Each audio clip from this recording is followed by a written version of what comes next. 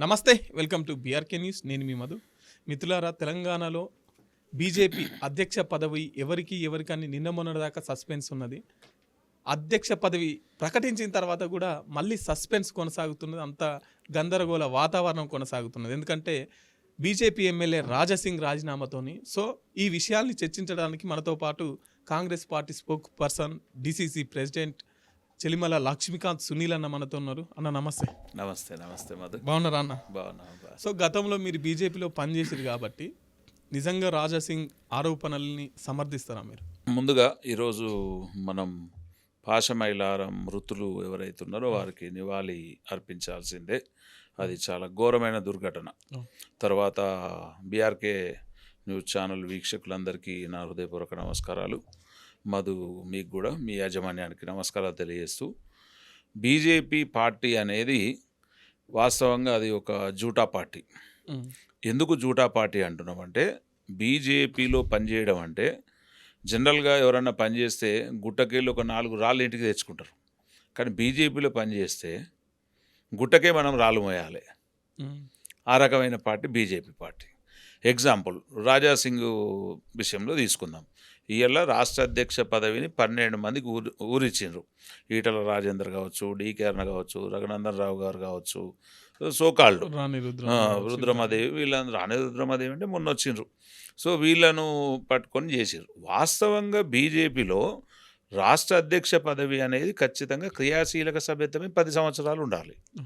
ఆ విషయం తెలియక చాలామంది నేను అధ్యక్షుడిని అవుతా అని భ్రమపడ్డారు. సరే, భ్రమపడడంలో తప్పులేదు, భ్రమ పెట్టడంలో బాగా సక్సెస్ అయినరు. కిషన్ రెడ్డి గారు కావచ్చు, లక్ష్మణ్, సోకాల్డ్ పీపుల్. ఎందుకు అంటున్నాము అని అంటే, నిజంగా అరే బాబు, పార్టీలకు ఇట్లుంటుంది. పార్టీకి పనిచేసినోనికి, బట్టలు చింపినోనికి, పార్టీలో ఎవడన్నా చచ్చిపోతే శవాలు మోసినోనికి మేము రాష్ట్ర అధ్యక్ష పదవి ఇస్తాం రాబాయ్, మిగతా పదవులన్నీ మీకు ఓకే, కానీ అధ్యక్ష పదవి ఇయ్యము అని చెప్పుంటే ఈ ఆశావాహులకు తొందర ఉండేది కాదు. కానీ దాన్ని వాళ్ళు ఆశ పెట్టి మోసం చేసిన పార్టీ బీజేపీ పార్టీ. రెండవది, తెలంగాణ రాష్ట్రంలో కావచ్చు, భారతదేశంలో కూడా అందరూ ఏమనుకుంటారంటే, ఖచ్చితంగా బీజేపీ పార్టీ అనేది అగ్రవర్ణాల పార్టీ అనేది వాస్తవం. ఇప్పుడు అదే తెర మీదకి తెచ్చి మళ్ళీ ఒక అగ్రవర్ణపు రామచంద్రరావు గారిని కూర్చోబెట్టారు. రామచంద్రరావు గారు చాలా సౌమ్యులు.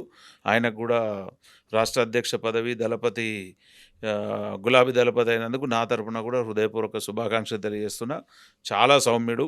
నేను ఎమ్మెల్యేకి పోటీ చేసినప్పుడు కూడా ఆయన సంతకం కావాలంటే ఆయన ఇంటికి వెళ్ళి చాలా గౌరవ మర్యాదలతోని మమ్మల్ని చూసుకున్న వ్యక్తి రామచంద్రరావు గారు. గొప్ప వ్యక్తి, వ్యక్తిత్వంలో తప్పులేదు. కాకపోతే రామచంద్రరావు గారికి ఇవ్వడం తప్పని నేను అనట్లే, కానీ మళ్ళీ బీసీని కాకుండా ఓసీని చేసిండ్రు కాబట్టి అగ్రవర్ణ పార్టీ అనే ముద్ర వేసుకున్నది. రెండవది, ఇలా రామచంద్రరావు గారు రాష్ట్ర అధ్యక్షుడు అయినాక బీజేపీ పార్టీలో చాలా లుకలు స్టార్ట్ అయినాయి. ఎందుకు స్టార్ట్ అయినాయి? అరే ఈయన ఉంటే బాగుంటుండే, ఆయన ఉంటే బాగుంటుండే, ఒక బీసీని చేస్తే బాగుంటుండే. ఈయన బీసీగా 10 సంవత్సరాలు క్రియాశీలక సభ్యత్వం చేసిన వాళ్ళు బీజేపీలో బోలెడు మంది ఉన్నారు. కానీ వాళ్ళందరినీ కాదనుకున్నారు, రామచంద్రరావు గారికి ఇచ్చేసారు. దీంట్లో ఇప్పుడు ముఖ్య విషయం ఏంటంటే, నేను రాష్ట్ర అధ్యక్ష పదవికి పోటీ చేస్తా అని 2014లో బీజేపీలోకి వచ్చినటువంటి రాజాసింగ్ గారు ముందుకు వచ్చారు. ఫస్ట్ ఆఫ్ ఆల్, రాజాసింగ్ ఎట్లా ప్రెసిడెంట్ అవుతాడు? పార్టీ పునర్నిర్మాణం ఉన్నప్పుడు లేడు. ప్రాంతీయేతరుడు, ఎక్కడో రాజస్థాన్లోకి వెళ్ళి వచ్చిండు. తెలుగే చక్కగా రాదు. కేవలం నాంపల్లి ఒక నియోజకవర్గంలో నాకు 40 మంది ఉన్నారు అనుకుంటే సరిపోదు. కనుక ఆయనకు ఏ రకమైనటువంటి అర్హతలు లేవు. సరే, ఇప్పుడు ఆయన ఏమనుకుంటున్నాడు, నేను బీజేపీలో 14లో గెలిచిన, 19లో గెలిచిన, 23లో గెలిచిన, గెలవచ్చు, హ్యాట్రిక్ కొట్టిన ఎమ్మెల్యేవే కావచ్చు. కానీ ఒక మతానుసారమైనటువంటి కామెంట్లు చేసి నీ సొంత పార్టీ నేను సస్పెండ్ చేసినాక మొన్నొచ్చినావు. అవును. సో ఒకసారి సస్పెండ్ అయిపోయి వచ్చినాక ఇంకా నీకు ఎక్కడిది అధికారం? ఆయన ఏమంటుండంటే, ఏకగ్రీవంగా ఎన్నుకునే దానికి ఈ ఎలక్షన్ అనే ప్రక్రియ ఎందుకు పెట్టిరు అంటాడు. ఏకగ్రీవంగా ఎన్నుకోవాలన్నా కానీ అక్కడ ఒక పార్టీ, ఇప్పుడు బీజేపీ పార్టీ అంటే కొన్ని సిద్ధాంతాలు ఉన్నాయని అంటారు. ఆ సిద్ధాంతాల్లో 10 సంవత్సరాల క్రియాశీలక సభ్యత్వం ఉన్నది. ఈయనను మళ్ళీ 10 మంది సపోజ్ చేయాలి. సో ఆయనకు ఒక 3 సంతకాలు పెట్టారు, మిగతా సంతకాలే పెట్టలేదు. పెట్టకుండా వీళ్ళే అడ్డుకున్నారు అంటున్నాడు. వాస్తవం. ఇక అడ్డుకున్నారు అంటేనే మనకు బీజేపీ పార్టీ ఏందో అర్థమవుతుంది కదా. అంటే అట్లా జరుగుతుంది, 100% జరుగుతుంది. ఇవాళ బీజేపీ కార్యకర్తలు, బీజేపీ పార్టీలో పనిచేసే సీనియర్లు ఇప్పుడు ఇంటి గుట్టు మేనమామకు తెలుసు అంటారు. నేను కూడా 18 ఏళ్ళు పనిచేసిన బీజేపీలో. ఎట్లా ఉంటుందంటే బీఫామ్ ఒకరికి ఇస్తారు, తెల్లారి మళ్ళీ అదే బీఫామ్ వాని చేతి ఇంకోనికి ఇప్పిస్తారు. That is BJP. వానిచేనే కండ్ల పొడి చేస్తారు. అంటే ఏమంటారు అంటే, అరే ఇవాళ ఆయన సిట్టింగ్ ఎమ్మెల్యే ఉన్నాడు, ఈ సీటు ఆయనకి ఇద్దాం. ఎగ్జాంపుల్ చెప్తే మాకు బీజేపీ పార్టీ ఎంత ఘోరంగా ఉంటుందంటే 119 మన అసెంబ్లీ ఎమ్మెల్యే సీట్లు ఉన్నాయి కదా, అందులో 93 సీట్లు ఇతర పార్టీలకు వెళ్ళి వచ్చిన వాళ్ళకే ఇచ్చారు. ఇంతకాలం పార్టీ కోసం పని చేసిన వాళ్ళకి కాకుండా బయటికి వెళ్ళి ఎవడు వస్తాడో ఇవాళ ఆన్ రికార్డు 119 సీట్లలో 93 సీట్లు బయట వాళ్ళకే ఇచ్చారు. అంటే పనిచేసిన వాళ్ళు వాళ్ళ ఆశ ఏమైపోతుంది, వాళ్ళ అర్హతలు ఏమైపోతాయి, వాళ్ళు నమ్ముకున్న పార్టీ బలం ఏమైపోతుంది, వాళ్ళ ఫ్యామిలీ ఏమైపోతుంది. అంటే వీళ్ళు ఏం చేస్తారంటే వీళ్ళంతా ముందుగా, అందుకే చెప్పినా నేను, ఏ పార్టీలో పనిచేసినా ఎట్లుంటుందో చెప్పలేం, కానీ ఇంట్లో పని చేస్తే మనం గుట్టకు రాళ్ళు మోయాలి. వేరే పార్టీలో పనిచేస్తే గుట్టకెళ్ళి రాయి ఇంటికి తెచ్చుకోవచ్చు. కానీ ఇది చాలా విచిత్రమైన పార్టీ. ఖచ్చితంగా ఎవరు నమ్ముకున్నా ఏం జరగాలో అదే జరుగుతుంది. ఇవాళ అధిష్టానం మా కాంగ్రెస్ పార్టీ మీద ప్రతి ఒక్కడు మాట్లాడతాడు బీజేపీలో, ఇది లీపాపులో వస్తుంది, కవర్లలో వస్తుంది, అధ్యక్షుడు ఢిల్లీకి వెళ్ళి రావాలని. మరి ఇవాళ ఏమైంది? ఇలా ఢిల్లీకి వెళ్ళి చెప్పిన వాళ్ళనే పెట్టుకున్నారు కదా. అరే బీజేపీ అగ్రవర్ణాల పార్టీ, బీజేపీ హిందుత్వ పార్టీ పెట్టుకున్నారు. ఇలా 42% బీసీ డిక్లరేషన్లో కూడా మీరేమంటున్నారు, మేము కాంగ్రెస్ పార్టీ ఖచ్చితంగా 42% ఇవ్వాలి, స్థానిక సంస్థలకు పోదాం, ఎందుకు ఇయ్యారని మా రేవంత్ రెడ్డి ముఖ్యమంత్రి గారు మెడలు విరుస్తున్నారు కేంద్రాన్ని. కానీ వీళ్ళు ఇక్కడ వీళ్ళు ఏం చేసిర్రు, ఒక పార్టీకి రాష్ట్ర అధ్యక్షుడిని బీసీని చేయలేనోడు 42% బీసీ దానికి ఎట్లా కొట్లాడతారు? అంటే 100% బీసీ వ్యతిరేక పార్టీ బీజేపీ పార్టీ. ముఖ్యమంత్రిని తెలంగాణలో మేము అధికారంలోకి వస్తే ముఖ్యమంత్రిని బీసీ క్యాండిడేట్ ని పెడతామని చెప్పేసి మాట్లాడారు. సో దానికే ఆశపడి ఇట్లా ఈటల రాజేందర్ వీళ్ళంతా కూడా కొంచెం ఎక్కువ పని చేసిరు, స్పీడ్ గా పని చేసిరు. అవును. కానీ చివరికి కట్ చేస్తే సీన్ కట్ చేస్తే మళ్ళీ ఓసీని పెట్టేసిరు. నేను అదే అంటున్నా, కేవలం వీళ్ళు ఆశ చూపి మోసం చేసే పార్టీయే తప్ప ఎవరిని కూడా కడ వరకు తీసుకుపోరు. వాళ్ళ బాధ్యతలు కావచ్చు, వాళ్ళ హక్కులను నెరవేర్చుకొని ఇయ్యరు. వాళ్ళకి ఏదైతే ఉంటుందో ఇలా రాష్ట్రంలో జరుగుతుంది. కొంతమంది కావలికారులు ఉన్నారు ముంగట, వాళ్ళు పక్కకు జరగరు, పార్టీ బాగుపడదు, రాష్ట్రంలో రాదు. ఇప్పటిదాకా మీరు అన్న మాట అన్నారు చూసిరా, అది నిజంగా బుద్ధి లేని మాట, సిగ్గుమాలిన మాట. ఇక్కడ నీకు అధికారంలోకి రాకుండా ముఖ్యమంత్రికి ఎట్లయితావు? అంటే ఏదైతే అమలుకు నోచుకోలేని వాగ్దానం ఇచ్చినట్టు వాళ్ళు. అంటే మేము అధికారంలోకి రాము, ఏంటంటే బీసీని ముఖ్యమంత్రిని చేస్తాం. నువ్వు అధికారంలోకి వస్తే కదా ముఖ్యమంత్రి ముచ్చట. అధికారంలోకి రాంది బీసీని మేము ముఖ్యమంత్రి చేస్తామంటే ఎంత? అది మొన్న పెట్టిన మేనిఫెస్టోలో ఏం చేసిర్రు అంటే వాళ్ళకు తెలుసు ఇక్కడ ఆ నలుగురే ఉంటారండి ఈ పార్టీలో, ఆ నలుగురే అంతే. అయితే రాజాసింగ్ ఇంకొక బాంబే ఏం పిలిచిందంటే, తెలంగాణలో బీజేపీ అధికారంలోకి రాకుండా అడ్డుపడేది బీజేపీలో ఉన్న పెద్దలే. ఎస్ నాకు ఎవరో ఒక పెద్ద మనిషి మొన్ననే అన్నాడు, బీజేపీ నాశనం చేసుకుంటుందంట, బీజేపీని ఎవరు నాశనం చేయరు. ఇవాళ వాళ్ళ పతనం స్టార్ట్ అయిపోయింది.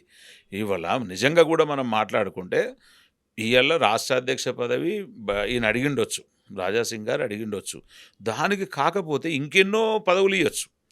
కానీ ఇవాళ వాళ్ళు ఏం చేసారు, సింపుల్గా రిజెక్ట్ చేసి స్టేట్ కౌన్సిల్ మెంబర్లు ఉంటారు, ఎవడు సంతకాలు పెట్టద్దా ఫోన్ చేసిరు. అది స్వయంగా రాజాసింగే చెప్తున్నాడు కదా, అది పక్కకు పోయిన. అంటే ఆయన 3 సార్లు ఎమ్మెల్యే అయి ఒక 3 స్టేట్ కౌన్సిల్ మెంబర్లనే సంపాదించుకోగలిగాడు, 7 మందిని కూడా సంపాదించుకోగలగలేకపోయాడు. అంటే ఆయనకు సంతకం పెడితే ఎక్కడ అధ్యక్ష పదవి పోతుందో. ఇలా నిజంగా కూడా పైన ఆయనకు యోగి తర్వాత మోడీ ఆశీర్వాదాలు ఉన్నాయి. ఎందుకంటే ఇదే 2019లో ఏకైక ఎమ్మెల్యే, అంటే బీజేపీ పార్టీ పరువును కాపాడిన మొగోడు. నేను ఆయన అధ్యక్ష పదవి ఇచ్చినందుకో ఇయ్యనందుకో నేను మాట్లాడట్లేదు, కనీసం ఆ పార్టీ గౌరవం ఏదైతే కాపాడిండో దానికి సరిపడ గౌరవం ఇస్తే అయిపోతుండే. మీకు బీఆర్కే న్యూస్కు తెలియాల్సిన విషయం ఏంటంటే, ఆయన అడిగింది సింపుల్గా హైదరాబాద్ అధ్యక్ష పదవి అడిగిండు. అది ఇయ్యనికి కూడా ఈ పెద్ద మనుషులు ఆయనకు లైన్ క్లియర్ చేయలే. అంతేకాకుండా ఇయ్యాల ఆయన అంత పెద్ద బీజేపీ ఆఫీస్ అది సొంతంగా కట్టుకున్నారు, ఆ ఆఫీస్లో ఆయనకు ఒక క్యాబిన్ లేదు. 8 మంది ఎమ్మెల్యేలు ఉన్నారు, 8 మంది ఎమ్మెల్యేలకు క్యాబిన్లు లేవు. ఎవరు పోతే ఏడ కూర్చోవాలనో తెలియదు. ఇలా పైడి రాకేష్ రెడ్డి ఏదో పెద్ద పెద్ద మాట్లాడతారు, ఆయన కాడ కూర్చుండకి చేరే లేదు అక్కడ పోతే. అగో అంత ప్రజాస్వామ్యం ఉన్న పార్టీ బీజేపీ పార్టీ. ఎందుకంటే ఇప్పుడు ఏ పార్టీలో ఉన్న లీడర్లు అయినా వాళ్ళ పార్టీని ముందుకు తీసుకెళ్ళాలి, అధికారంలోకి రావాలని చెప్పేసి కొట్లాడతారు. మరి వీళ్ళెందుకు, వీళ్ళ జస్ట్ మేము ఉంటే చాలు అని ఫీల్ అయితే, అదే మేము ఉంటే చాలు మా వెనక ఇంకేదైనా. ఇంకొకటి ఏంటంటే బీజేపీలో అంటే అది సెంట్రల్ చేస్తుందా తప్పు, స్టేట్ చేస్తుందా తెలియదు. కాకపోతే పెద్దన్న పాత్ర సెంట్రల్ది కాబట్టి నేనైతే మోడీ, అమిత్ షాను ఈ విషయంలో తప్పు పడతా. ఎగ్జాంపుల్ ఇప్పుడు లక్ష్మణ్ ఉన్నాడు బీజేపీ పార్టీలో సీనియర్ నేత. 2019లో ఎట్లా ఓడిపోయిండు, 14లో ఏమైంది అంతా మీరు చూసిండ్రు. ఆయనకు ఒక 5 పదవులు ఇస్తారు. పార్లమెంటు అకౌంట్స్ ఆయనకే అప్పచెప్తారు. ఓబీసీ నేషనల్ ప్రెసిడెంట్ ఆయనకే ఇస్తారు. మోర్చా ఏదో యూపీ పార్లమెంటు సభ్యుడిని, రాజ్యసభ సభ్యుడిని ఆయనకే పంపిస్తారు. ఒక్కనికి 5 పదవులు కట్టే బదులు ఇంతమంది సీనియర్లు ఉన్నారు, ఒక్కొక్కరికి ఒక పదవి ఇచ్చి గౌరవించవచ్చు కదా. ఎగ్జాంపుల్ కిషన్ రెడ్డి గారినే చూద్దాం. కిషన్ రెడ్డి గారికి సెంట్రల్ శాఖ ఉంటుంది, మళ్ళీ ఇక్కడ రాష్ట్ర అధ్యక్ష పదవి ఇస్తారు. ఎక్కడికి వెళ్ళి న్యాయం చేస్తాడు ఆయన? అంటే ఇవాళ ఆ పార్టీని మనం ఎట్లా మాట్లాడుతున్నాం అని అంటే అది ఒక నియంత పార్టీగా మారిపోతుంది. ఇప్పుడు ఆ నలుగురే బతకాలా బీజేపీలో, ఇంకా వేరేవాడు బతకాలి కదా. కనుక ఖచ్చితంగా ఇట్లా ఉన్నంతసేపు బీజేపీ తెలంగాణలో రాదు, రానియరు. కనుక అది మేము కాంగ్రెస్ పార్టీకి ఎంతో లాభదాయకం, శుభదాయకం కాబట్టి వాళ్ళు అట్లే ఉండాలని కోరుకుంటాం. ఓకే. ఇంతకుముందుకు బండి సంజయ్ ఉన్నప్పుడు చాలా పరుగులు పెట్టించిండు పార్టీకి, బీఆర్ఎస్ పార్టీకి ప్రతిపక్షంగా కాంగ్రెస్ కూడా లేకుండా బీజేపీని తీసుకొచ్చిండు. ఎస్, అటువంటి క్యాండిడేట్స్కి అధ్యక్ష పదవి మళ్ళీ ఇస్తే బాగుంటుంది అని చెప్పేసి కొన్ని ప్రజల నుండి ఇవాళ వచ్చినటువంటి బీసీ మాట. ఈక్వేషన్ అదే కదా. బీసీ ఈక్వేషన్లో ఒక ఈటల రాజేందర్ అంటే ఈటల రాజేందర్ లెఫ్టిస్ట్ ఇవ్వమన్నారు, మరి రైటిస్టులకు ఎందుకు ఇవ్వలేదు? లెఫ్టిస్ట్ని పక్కకు పెట్టారు, సంతోషమే. ఆయనకు 10 కారణాలు చూపించారు, నీకు 10 ఏళ్ళు నిండలేదు, నీకు ఇది అది క్రియాశీలక సభ్యతం అని అన్ని నోట్స్ చేసిర్రు. సరే పక్కన పెట్టిర్రు. మరి ఉన్నోళ్ళకి ఏమైంది? అవును. ఇలా నిజంగా బండి సంజయ్ అన్న ఉన్నన్ని రోజులు వాస్తవంగా లేచి పరుగులు ఎత్తింది. ఆయన అనేక యాత్రలు చేసిండు, అనేక రిస్కులు చేసిండు, ఎండనక వాననక పార్టీకి తిరిగి పార్టీ లేచే టైంలో ఆయన తప్పించే వరకు మళ్ళీ కుప్పకూలింది. అవును. అంటే ఇప్పుడు మనం ఏమనుకోవచ్చు, ఈ తెలంగాణలో మనకు వద్దురపోయి బీజేపీ పాలన మనం చేయలేం, మనం ముఖ్యమంత్రులకు అర్హులం కాదు, పాలన చేత కాదు అన్నట్టే కదా. ఇప్పుడు గిన్నేళ్ళు అయింది, కనీసము ఇవాళ ఏదో వాళ్ళు నలుగురు వీళ్ళు నలుగురు వాళ్ళు ఉండి ఏదో మేము ఇంత గెలిచినామని చెప్పి మాట్లాడుకుంటున్నారు. ఇవాళ ఏది ప్రజాస్వామ్యం ఏది? ఇవాళ ఇదే ఈటల రాజేందర్ గారు బీజేపీకి వచ్చి గెలవకపోతే మీకు ఎంపీ సీట్ ఎక్కడిది? రఘునందన్ రావు గారు వచ్చి గెలవకపోతే ఎంపీ సీట్ ఎక్కడిది? ఉన్నదంతా కాంగ్రెస్ వాళ్ళే కదా. అవును. వీళ్ళు ఏంటంటే బతిమిలాడి బతిమిలాడి బతిమిలాడి పార్టీలకు గుంజుకపోతారు, మళ్ళీ బలవంతంగా పార్టీలకు వెళ్ళి కొడతారు. అవును. అది బీజేపీ సిద్ధాంతం. ఓకే. రామచంద్రరావుకి బీజేపీ అధ్యక్ష పదవి రావడానికి వెనుకంగా చంద్రబాబు పనిచేసిండు. చంద్రబాబు ఎవరికి చెప్తే వీళ్ళు వాళ్ళకి ఇచ్చిర్రు అని చెప్పేసి వస్తున్నటువంటి చంద్రబాబుకు తెలంగాణకు ఎప్పుడో గోదావరి అడ్డం వచ్చింది, కృష్ణ అడ్డం వచ్చింది, ఆయన అడగొట్టుకపోయిన మనం ఇటున్నాం. చంద్రబాబుది ఇక్కడ ఏం పప్పులు ఉడకవు. ఒకవేళ ఉడికితే ఆయన మరదలు పురంధేశ్వరిని రెండోసారి ఆంధ్రప్రదేశ్ రాష్ట్ర అధ్యక్ష పదవి కంటిన్యూ చేయొచ్చు కదా. అవును. అది చేసుకోలేదు. తర్వాత అక్కడ ఒక సోమవీర్రాజు గారు అని ఉంటారు, ఇంతకుముందు బీజేపీ రాష్ట్ర అధ్యక్షులు, ఆయనకు ఎమ్మెల్సీ పదవి కూడా ఇచ్చాం. అవును. అట్లాంటి ఆయన ఇష్టం ఉన్న బూతులు తిడతారు చంద్రబాబు నాయుడిని, కానీ ఆయనకు వచ్చింది. కనుక అక్కడ చంద్రబాబుది బీజేపీ పార్టీ విషయంలో పప్పు ఉడకదు, ఉడకనియరు. అది మాత్రం అబద్ధం. చంద్రబాబు చెప్తే తెలంగాణలో రాజకీయాలు నడిచేటట్టు ఉంటే దేనికి సంబంధం అని చెప్పేసి, అంటే ఇప్పుడు మళ్ళీ చంద్రబాబు వచ్చి ఇక్కడ ఏమైనా పార్టీ పెట్టి అది చేసేది ఉన్నదా? అలయన్స్లో వాళ్ళు ఇదివరకు నడిచినంత మాత్రాన ఇప్పుడు ఈయన అట్లాంటిదైనా పెట్టుకుంటే ఈయనతో పోతుంది. ఈ బీజేపీకి వేసే 4 ఓట్లు కూడా ఆయన తీయరు. ఎందుకంటే నువ్వు ఎప్పుడో చేసినావు, తెలంగాణ విధ్వంసం చేసినావు. తెలంగాణకు ఈనాటికి కూడా విధ్వంసమైన మాటలు, హైటెక్ సిటీ నేను కట్టిన, హైదరాబాద్ నేను డెవలప్ చేసినా అని కళలకు అదే చెప్తాడు, బయటకు అదే చెప్తాడు. ఆయన చేసింది ఏముందో ప్రజలకు తెలుసు. కనుక చంద్రబాబు ప్రమేయం అయితే లేదనేది నా వ్యక్తిగత అభిప్రాయం. ఇంకోటి రాజాసింగ్ ఇప్పుడు ప్రస్తుతం బీఆర్ఎస్ పార్టీలోకి వెళ్తాడు అనే సందేహాలు వస్తున్నాయి. ఇవల్ల సోషల్ మీడియాలో అవేర్నెస్ ఎక్కువైపోయింది.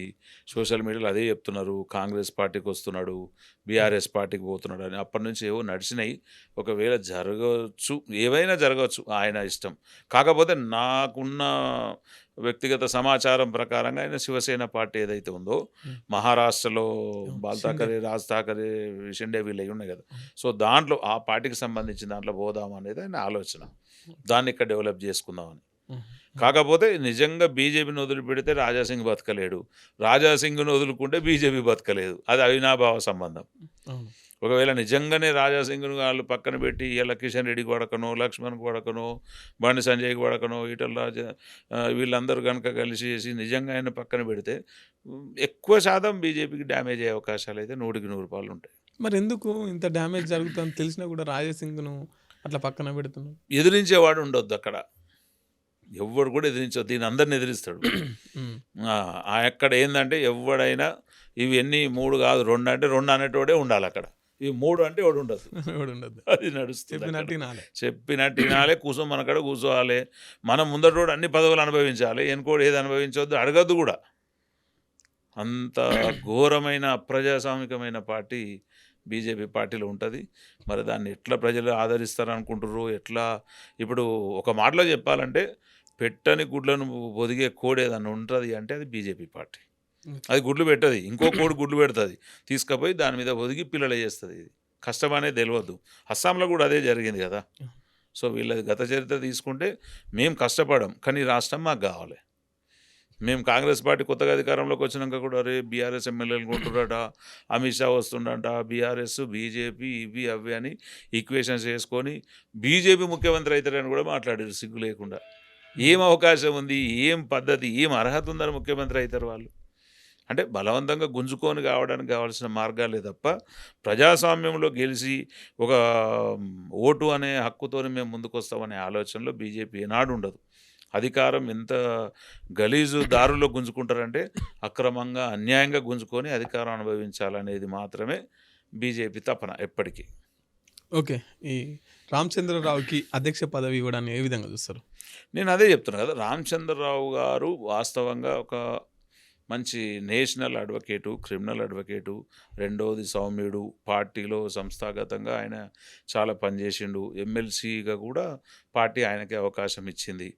నేను ఇందాక ఏదో న్యూస్ చూస్తూ ఉంటే బండి సంజయ్ గారు అంటున్నారు ఈ ఏబీవీపీ వాళ్ళను, ఆర్ఎస్ఎస్ వాళ్ళను, అప్పటి నక్సలైట్లు కావచ్చు, పీడిఎస్ రాడికల్స్ చంపుతుంటే భుజాల మీద శవాలను మోసిండు కనుక ఖచ్చితంగా అట్లాంటి వాళ్ళని పార్టీ గుర్తించి ఆయనకి ఇచ్చింది అంటున్నాడు. అది పార్టీ అంతర్గత విషయం. కాకపోతే రామచంద్రరావు గారు అందరికి కావాల్సిన వాడు, అందరితో చాలా సౌమ్యంగా ఉండే వ్యక్తి. ఒక ర్యాష్నెస్ అనేది లేదు. చాలా నిదానంగా పార్టీని నడుపుకోపోయే అర్హతలు అయితే ఉన్నాయి తప్ప బండి సంజయ్ లెక్క ర్యాపిడ్ రెపోన్ అయితే కాదు. ఓకే, థ్యాంక్ యూ అన్న. Thank you so me much. విలువైన సమయాన్ని మా కోసం కేటాయించి ఇంత చక్కగా వివరించినందుకు. సో ఇదండి స్పెషల్ పాడ్కాస్ట్. చూస్తూనే ఉండండి బీఆర్కే న్యూస్, ఇది తెలుగుడి సత్తా.